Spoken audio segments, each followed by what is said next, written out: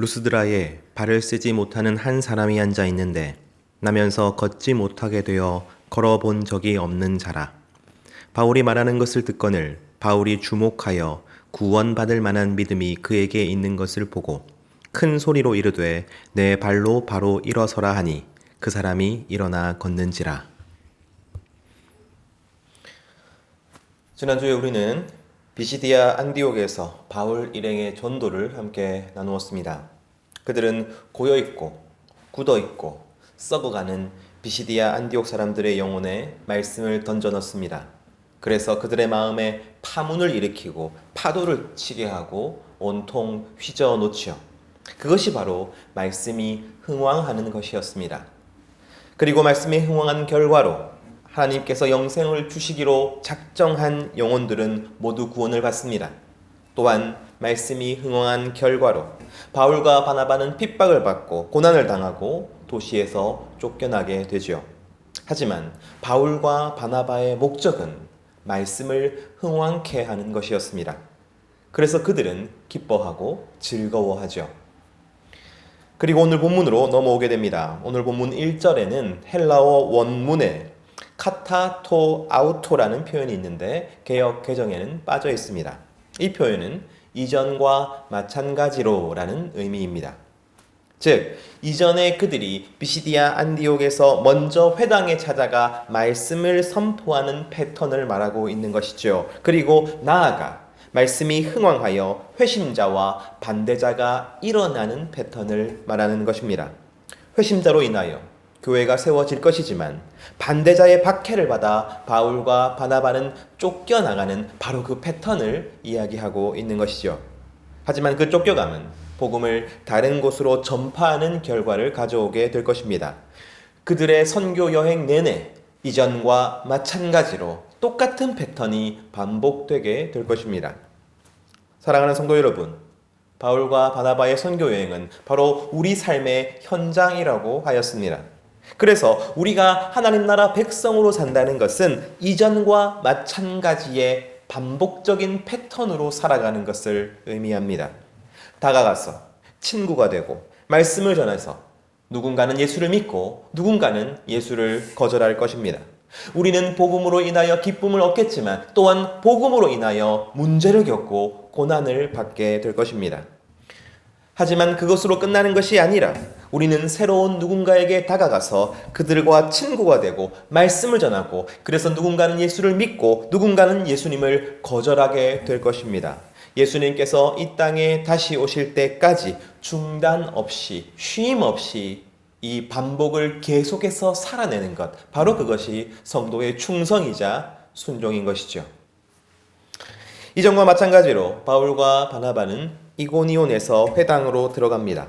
그리고 말씀을 선포합니다. 그러자 유대와 헬라의 허다한 무리가 믿지요. 하지만 순종하지 않는 유대인들이 있어 말씀을 반대합니다. 반대하는 것을 넘어서서 그들은 두 사도를 모욕하고 돌로 치려 하죠. 하지만 바울과 바나바는 낙심하거나 좌절하거나 지치지 않았습니다. 그들은 그저 이전과 마찬가지로 루스드라로 향했을 뿐입니다. 오늘 설교의 핵심은 루스드라에서의 사역입니다. 루스드라는 유대인 회당이 없는 도시, 다시 말해 유대인이 없고 이방인들만 있는 도시였습니다. 그리고 누가는 여기서 바울의 첫 번째 기적을 보여주죠. 사실 이고니온에서도 기적을 행했다는 기록이 있지만 그 기적의 내용을 기술하고 있지는 않습니다. 오늘 루스드라가 바울의 첫 번째 기적인 것이죠. 사도행전 14장 8절에서 10절 말씀입니다. 루스드라에 발을 쓰지 못하는 한 사람이 앉아 있는데 나면서 걷지 못하게 되어 걸어본 적이 없는 자라. 바울이 말하는 것을 듣거늘 바울이 주목하여 구원받을 만한 믿음이 그에게 있는 것을 보고 큰 소리로 이르되 내 발로 바로 일어서라 하니 그 사람이 일어나 걷는지라. 루스드라에 나면서부터 걷지 못하여 한 번도 걸어보지 못한 사람이 있었습니다. 바울이 이 사람을 주목하여 봅니다. 그리고 큰 소리로 외칩니다. 내 발로 일어서라. 그러자 그 사람은 그 즉시 일어서서 걸었습니다. 기적이 일어난 것이죠. 루스드라는 작은 도시였습니다. 아마 그 도시의 대부분의 사람들이 이 걷지 못하는 사람을 알고 있었을 것입니다. 루스드라 사람들은 깜짝 놀랍니다. 그리고 소리를 지르며 신들이 사람의 형상으로 우리 가운데 왔다고 외치지요. 그뿐만 아니었습니다. 그들은 바울과 바나바에게 제사를 드리려 하였습니다. 사도행전 14장 11절에서 13절 말씀입니다. 무리가 바울이 한 일을 보고 루가오니아 방언으로 소리질러 이르되 신들이 사람의 형상으로 우리 가운데 내려오셨다 하여 바나바는 제우스라 하고 바울은 그 중에 말하는 자이므로 헤르메스라 하더라. 시외 제우스 신당의 제사장이 소와 화환들을 가지고 대문 앞에 와서 무리와 함께 제사하고자 하니, 사실 이 지역에는 전설이 있었습니다. 제우스와 헤르메스가 하루는 사람의 모습으로 한 마을을 방문했는데 그 마을의 모든 사람이 이 두 신을 박대한 것이죠. 그런데 늙고 가난한 한 부부만이 제우스와 헤르메스를 자신의 집으로 초대하고 환대하였습니다. 그래서 그 결과로 이 부부는 제우스의 제사장이 되지만 나머지 마을 사람들은 홍수로 절멸하였다는 이야기입니다. 이런 이야기를 알고 있는 이 루스드라 사람들은 바울과 바나바를 그냥 내버려 둘 수 없겠죠. 하지만 루스드라 사람들의 이러한 호들갑에 대하여 두 사도의 대응은 아주 단호하였습니다. 사도행전 14장 14절에서 15절 말씀입니다. 두 사도 바나바와 바울이 듣고 옷을 찢고 무리 가운데 뛰어 들어가서 소리질러 이르되 여러분이여 어찌하여 이러한 일을 하느냐. 우리도 여러분과 같은 성정을 가진 사람이라. 여러분에게 복음을 전하는 것은 이런 헛된 일을 버리고 천지와 바다와 그 가운데 만물을 지으시고 살아계신 하나님께로 돌아오게 함이라. 바울과 바나바는 옷을 찢고 소리를 지르며 자신들은 여러분과 똑같은 성정을 가진 사람이라고 외칩니다. 그리고 우리들은 단지 여러분들이 이러한 일을 버리고 하나님께로 돌아오게 하려고 여러분에게 왔다고 말하지요. 그래서 겨우 루스드라 사람들이 자신에게 제사하는 것을 말렸습니다. 그리고 이 기회를 놓치지 않고 그들에게 말씀을 전하지요. 루스드라 사람들은 그 말씀에 귀를 기울일 수밖에 없었을 것입니다. 하지만 누가는 이 말씀으로 인하여 얼마만큼의 사람들이 회심하였는지를 우리에게 알려주지 않습니다. 대신에 곧바로 바울과 바나바에게 닥친 문제를 보여주죠. 비시디아 안디옥과 이고니온에서 유대인들이 바울 일행을 쫓아온 것이었습니다. 사도행전 14장 19절에서 20절 말씀입니다. 유대인들이 안디옥과 이고니온에서 와서 무리를 충동하니 그들이 돌로 바울을 쳐서 죽은 줄로 알고 시외로 끌어내치니라. 제자들이 둘러섰을 때에 바울이 일어나 그 성에 들어갔다가 이튿날 바나바와 함께 더베로 가서, 방금까지 바울과 바나바를 신으로 모시려 했던 루스드라 사람들은 유대인들의 충동을 받고 바울을 돌로 쳤습니다. 그리고 그들은 피투성이가 되고 축 늘어져서 미동도 하지 않는 바울을 죽은 줄 알고 마을 바깥에다가 버리죠. 하지만 루스드라에서는 하나님을 믿게 된 몇몇 제자들이 있었습니다. 그들은 뿔뿔이 흩어지거나 무서워서 숨어 있지 않았습니다. 그들은 무리의 행동을 살피고 있었고 바울이 버려지자 그에게 다가갔습니다. 그리고 그 제자들이 둘러섰을 때 놀랍게도 바울은 그 자리에서 일어섭니다. 그리고 그 이튿날 더베라는 도시로 떠나지요. 바로 이것이 오늘 본문의 내용입니다. 그리고 오늘 본문에서 우리는 바울의 첫 번째 기적을 주목해야만 합니다. 사랑하는 성도 여러분, 바울은 나면서부터 걷지 못하는 사람을 치유합니다. 바로 이것이 바울의 첫 번째 기적이었습니다. 그런데 사도행전의 첫 번째 기적, 베드로의 첫 번째 기적이 무엇입니까? 바로 나면서부터 걷지 못한 사람을 치유하는 것입니다. 사도행전 3장 1절에서 2절 말씀입니다. 제9시 기도 시간에 베드로와 요한이 성전에 올라갈새 나면서 못 걷게 된 이를 사람들이 메고 오니 이는 성전에 들어가는 사람들에게 구걸하기 위하여 날마다 미문이라는 성전문에 두는 자라. 기억나시는지 모르겠습니다. 성전 미문 앞에 걷지 못하는 자를 치유한 사건이죠. 베드로는 성전 미문 앞에 걷지 못하는 사람을 주목합니다. 그리고 바울은 루스드라에 걷지 못하는 사람을 주목하지요. 그리고 둘 다 나사렛 예수의 이름으로 걸으라고 명령합니다. 그리고 걷지 못하는 자는 모두 다 곧바로 서서 걸었고 각각의 치유에 대한 사람들의 반응과 그에 대한 사도들의 대답도 비슷하였습니다. 단지 그 대상만이 유대인과 이방인으로 다를 뿐이었죠. 즉 지금 누가는 베드로의 첫 번째 이적과 바울의 첫 번째 이적이 똑같이 일어났고 그래서 두 사건이 똑같은 의미를 가지고 있다고 우리에게 보여주고 있는 것이지요. 그리고 베드로가 걷지 못하는 자를 치유한 사건은 바로 예수님께서 걷지 못하는 이를 치유하신 사건을 재현하고 반복하는 것이었습니다. 예수님이 하신 사역을 베드로도 똑같이 따라하고 있는 것이었죠. 그 이유가 무엇입니까? 그것은 사람들로 하여금 예수님을 믿게 만들기 위해서였죠. 왜냐하면 믿음에 있어서 가장 걸림돌이 되는 것은 예수님께서 더 이상 이 땅에 계시지 않는다는 사실이기 때문입니다. 바로 이것이 예수님을 믿는데 가장 큰 문제가 됩니다.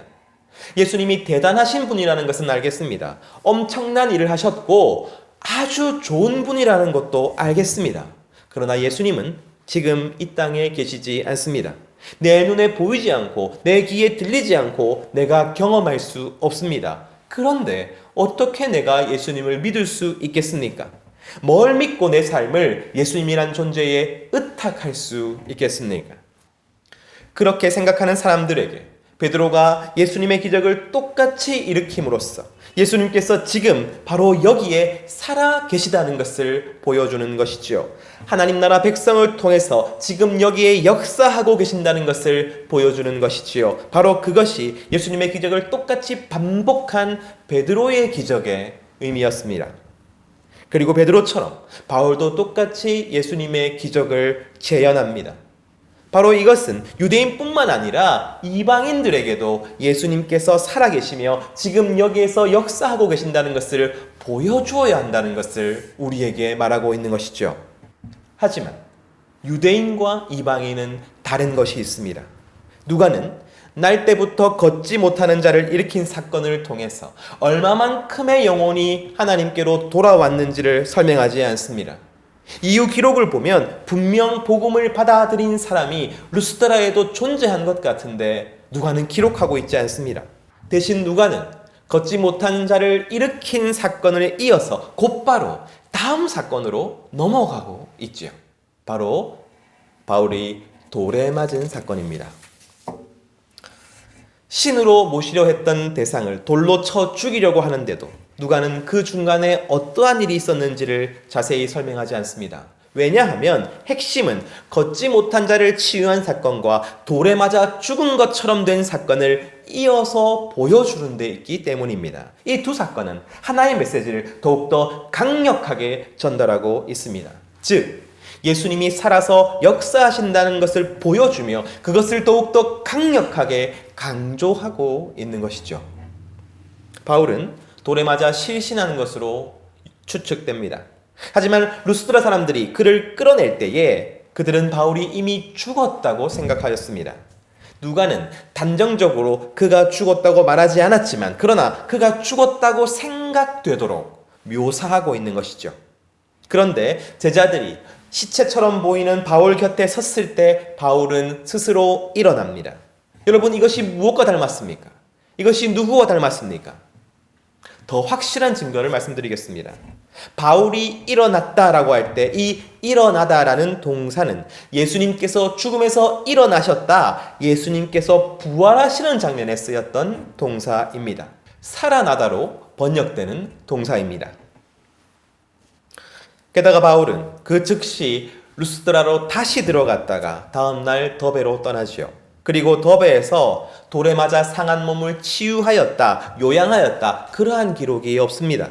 아무렇지도 않게 다시 복음을 전파한 것처럼 누가는 기록하고 있는 것이죠. 그러니까 지금 누가는 바울이 예수님처럼 기적을 일으켰을 뿐만 아니라 바울이 예수님처럼 죽었다가 부활한 것처럼 기록하고 있는 것이죠. 다시 말씀드립니다. 바울이 진짜 죽었다가 다시 살아난 것이 아닙니다. 실신하였다가 깨어난 것이에요.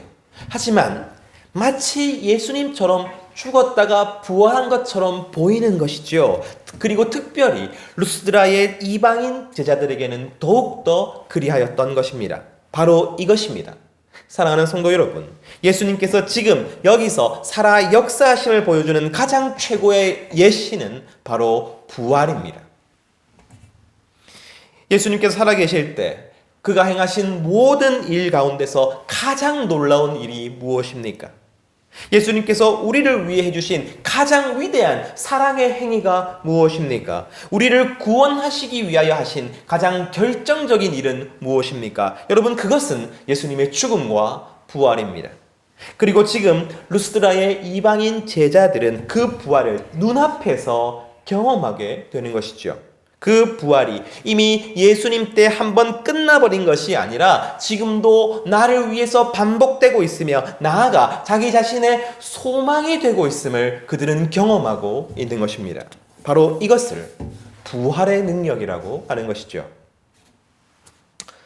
베드로의 첫 번째 기적 설교에서 우리는 하나님 나라 백성의 삶이 예수님의 역사하심으로 나타나야 한다고 나누었습니다. 저는 예수님처럼 한 영혼을 주목하고 그 영혼 앞에 멈추어 서고 그 영혼과 함께 해야 한다고 말씀드렸습니다. 그런데 그러한 삶에 최고봉이 있습니다. 가장 효과적이고 가장 핵심적이고 가장 강력한 방법이 있습니다. 바로 그것은 부활의 능력을 보여주는 것입니다. 여러분, 그렇다면 우리가 어떻게 부활의 능력을 보여줄 수 있을까요? 부활을 위해서는 죽어야 하는데 우리가 먼저 죽을 수는 없지 않겠습니까? 하지만 우리가 죽일 수 있는 것이 있습니다. 바로 나의 자아입니다. 나의 본성입니다. 나의 욕심입니다. 그것은 우리가 죽일 수 있습니다. 그리고 기억하십시오. 부활은 내가 죽고 그리고 내가 다시 사는 것이 아닙니다. 내가 나의 자아와 나의 욕심과 나의 목적을 가지고 죽어서 똑같이 나의 자아와 나의 욕심과 나의 목적을 가지고 살아나는 것을 말하지 않습니다. 그것은 내가 시퍼렇게 살아있는 것이죠. 내가 아예 한 번도 죽어보지 못한 것입니다. 부활이란 나는 죽고 예수님으로 다시 살아나는 것을 말합니다.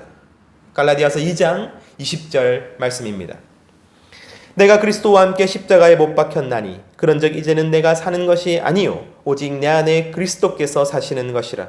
이제 내가 육체 가운데 사는 것은 나를 사랑하사 나를 위하여 자기 자신을 버리신 하나님의 아들을 믿는 믿음 안에서 사는 것이라. 바울이 바로 이러한 부활의 능력을 보여주었죠. 그는 복음을 위하여 돌을 맞았습니다. 그리고 반쯤 죽었죠. 하지만 그는 제자들 앞에서 스스로 일어납니다. 그리고 그는 자신의 목숨을 빼앗으려 한 그 도시로 다시 들어갔습니다. 그리고 그 도시의 제자들, 이제 막 예수님을 믿게 된 성도들을 위하여 시간을 보내죠. 심지어 얼마 후에 그는 다시 루스드라로 돌아와서 교회를 굳건히 세웁니다. 여러분, 자신에게 돌을 던진 도시입니다. 나를 죽이려 했던 사람들입니다. 그럼에도 불구하고 그 도시의 제자들을 위하여 그는 모든 위험을 감수하였습니다. 왜냐하면 이제 바울은 바울 자신으로 사는 것이 아니라 그리스도로 사는 것이기 때문이죠. 사랑하는 성도 여러분, 모든 사람은 자기 자신으로 살아갑니다. 자기 자신이 이익을 얻기 원하고 자신이 편하고 안전하고 행복하기 원합니다. 바로 그것이 자기 자신으로 사는 것이지요. 그러나 성도는 한 영혼 때문에 위험을 선택합니다. 구원의 말씀 때문에 내가 불편하고 어렵고 그리고 고통당하는 길을 선택합니다. 바로 그 모습이 자신은 죽고 예수님이 사시는 부활입니다. 성도란 내가 원하는 대로 사는 존재가 아닙니다. 내가 바라는 대로 이루며 사는 존재도 아닙니다. 내 이익을 위해서 사는 존재가 아닙니다. 오히려 그러한 나는 죽고 예수님께서 원하시는 삶을 살아가는 것, 바로 그것이 성도의 삶인 것이죠. 바로 그렇게 살아갈 때에 사람들은 비로소 우리가 가진 말씀에 귀를 기울이게 될 것입니다. 예수님께서 진정 살아 계신다는 것을 알겠다고 너를 보니까 예수님이 살아 계신다는 것을 인정할 수밖에 없다고 고백하게 될 것입니다. 한 영혼을 위해서 우리가 할 수 있는 최고의 사역은 그와 함께하는 모든 순간에 나는 죽고 예수로 사는 것입니다. 그리고 나로 하여금 내가 죽고 예수로 살게 하는 바로 그 사람이 내게 있어서 축복입니다. 왜냐하면 그가 아니면 나는 예수로 살지 못할 것이기 때문이지요. 우리가 예수를 닮아간다는 것은 종교적으로 많은 지식을 쌓고 선하고 바른 행위를 하며 더 나은 사람이 되어 이룰 수 있는 것이 아닙니다. 그것은 오직 내가 죽고 예수로 살아나면서 이루어집니다. 그 죽음과 부활이 반복되고 반복되면서 비로소 나는 예수처럼 살아갈 수 있게 되는 것이죠. 사랑하는 성도 여러분, 설교 서두에 성도의 삶이란 한 가지 패턴의 반복이라고 하였습니다. 그리고 제가 오늘 말하고 싶은 진짜 패턴이 여기 있습니다. 내가 죽고 예수가 사시는 부활이 반복되고 또 반복되는 것입니다. 이 순간, 그리고 오늘 하루, 그리고 일주일과 한 달, 1년과 10년, 내 평생에 걸쳐서 내가 죽고 예수가 사시는 부활이 반복되고 또 반복되어야 하는 것입니다.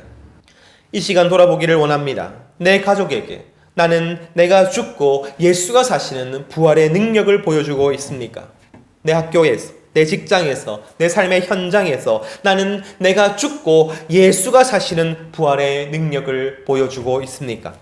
내가 손해보면 안 되고, 내가 상처받으면 안 되고, 내가 무시받으면 안 되는 것이 당연한 이 세상의 원리입니다. 그것이 건강한 마음과 가치 있는 삶을 만들어내는 대원칙이죠. 하지만 예수님은 손해를 보셨고, 예수님은 상처를 받으셨고, 예수님은 무시를 당하셨습니다. 그리고 예수님은 죽으셨습니다. 그리고 예수님은 부활하신 것이죠. 부활이 없다면 그 모든 죽음은 그냥 죽음으로 끝나겠지만, 그러나 우리는 그 죽음 뒤에 부활이 있을 것임을 확신합니다. 그래서 여러분, 우리 성도들은 죽음을 추구할 수 있는 것이죠. 사랑하는 성도 여러분, 하지만 저도 삶 가운데 나는 죽고 예수로 사시는 부활이 너무나도 힘든 것임을 알고 있습니다. 하지만 언젠가처럼 저는 또다시 이렇게 말씀드릴 수밖에 없습니다. 사랑하는 성도 여러분, 예수를 깊이 생각하십시오. 예수를 더 생각하려 노력하시고 계속해서 예수님만 생각하려고 애쓰십시오. 그러지 않으면 우리는 나에 대해서 생각할 수밖에 없습니다. 내가 살아나는 것에만 집중할 수밖에 없습니다. 여러분 생각하십시오. 예수님의 사랑과 예수님의 죽으심과 예수님의 부활과 예수님과 나와 예수님과 영원히 함께할 그 삶, 그 천국을 생각하고 또 생각하십시오. 비로소 그러할 때에 나는 예수님처럼 죽고 또한 예수님처럼 살아날 수 있게 될 것입니다. 예수님을 깊이 생각하십시오. 그리고 내가 그를 위하여 죽어야 하겠다고 생각하는 사람들을 생각할 수 있게 되기를 소원합니다. 그에게 예수님으로 살려면 내가 무엇을 해야 할지를 고민하기를 소원합니다. 이 모든 일에 지혜를 주시기를, 용기를 주시기를, 은혜를 부어주시기를 간절히 소원합니다. 사랑하는 성도 여러분, 이 복된 반복의 삶을 거침없이 살아내는 푸르는 교회 모든 성도님들 되시기를 간절히 소원합니다.